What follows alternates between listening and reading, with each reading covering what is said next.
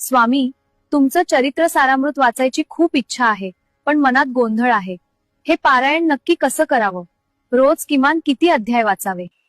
आणि संकटात अडकलेल्या या लेकीला या ग्रंथाचा नेमका आधार कसा मिळेल?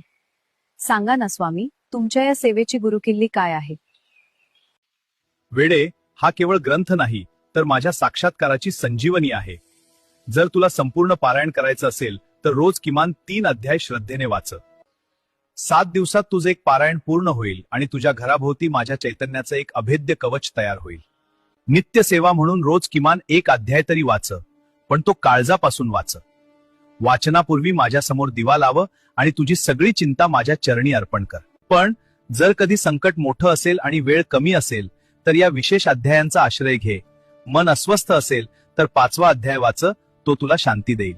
शारीरिक आजार असेल तर 13वा अध्याय वाच, तो तुला